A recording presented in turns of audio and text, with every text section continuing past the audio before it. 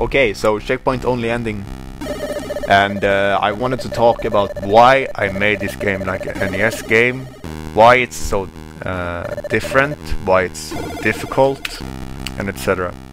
And I think that this is gonna be like a rant, but it's mostly like filling out the time for where I do the checkpoint ending, because it takes quite a bit of time.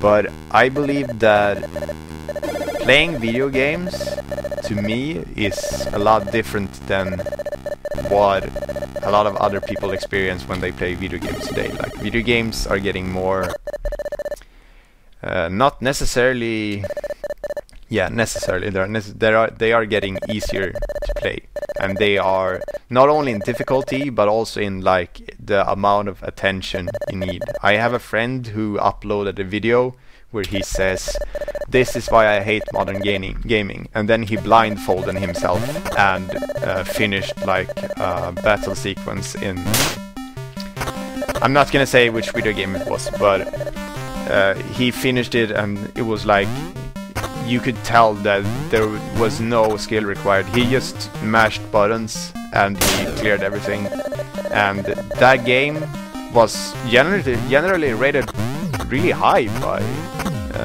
like those who, what's it called in English? I'm Swedish, I don't know if you noticed that already, you probably did, but like IGN and stuff like that, they rated the game pretty, they think like, oh, this is a really good game, or and I'm not gonna go by the, like, some people point out that worse graphics does not make a better game, and that's true. The reason the graphics are like this is mostly because I'm not capable of doing any other graphics, but also I always wanted to make my own NES game, because I've played so many NES games. So this is like, that's the reason why this is so NES-like. But the other, like, why the game is so difficult, I wouldn't say getting the normal ending for this game is that difficult. And if I compare this to like some of the other things that you can, some of the other challenges in other games, it's not that difficult. I mean, I think I liked I Wanna Be the Guy. I thought that was like a recent difficulty setting, because I think that's mostly because I've played so many games, so that I'm getting pretty good at like platform games and stuff. But I like the feeling that it's really difficult and you have to like practice, and once you finish it, it feels really good, because you know you spent all that time practicing and now you have perfected the art, so to speak. I think that's a really nice feeling. And when I compare like older games that take like a real thought process to how am I supposed to get through this room, how should I do this, should I just go and practice doing this and then get back, whatever. That's not, I'm gonna continue once I read this computer. Life status, soporifics, energy level. Due to critical energy levels, energy is shared with stabilizers. So this something, whatever it is, that needs soporifics, or I don't, that might be misspelled. I just looked that word up on the internet. Whatever is in these tubes are using energy from the stabilizers, and it probably keeps them in these tubes. I still don't have any abilities. Oh yeah, I forgot, you're supposed to go down there because you're gonna get the checkpoint. Yes. And now you have to work back to start. But basically my point is that when you make games that you basically just press a button, like they made a game on Newgrounds called Press Space to Win, and I think that game says a lot actually, because there are a lot of games where you basically just have to press one button and you're winning. You don't have to care about the story, you don't have to care about like practicing stuff, you don't have to care about problem solving, you don't have to care about a lot of things. You just have to press one button, and then the game, it tells you that, oh, you're doing really good, and it shows you all of these. It's like I feel like gaming is becoming more like people want to watch a movie, but they want to be the hero, but they don't really want to do anything. They just want to be the hero. And then there are a lot of games that like you are the hero and you're the main guy of the show, and you don't really have to do anything. You can just like be the main character of the show, and everyone is gonna be like, oh, you're doing so good, and the game is gonna be like, oh, you have 1 million points, you are so good. I really don't like it when games are like that. I want a fight. I want games to be like when you if you solve a crossword, or if you solve it takes time, and it's a challenge. It's like a mental challenge, and I like that. I want games to be a mental challenge, because then it feels good completing them, and it feels like a decent way to spend your time by challenging yourself, which is something that humans like doing generally, like getting a better time at the soccer course, or getting a better time when you're running, or lifting more weight, or getting a better grade, or whatever. So I have the same thing. I like to get challenges from games. I don't want games to be like a way to just sit and same message as before in the computer.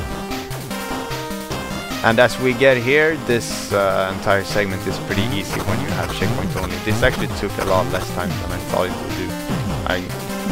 There's a specific room that's pretty difficult, but I kind of just ran by it. Whoops, I meant to do that. And this is kind of the same thing as when you have boost.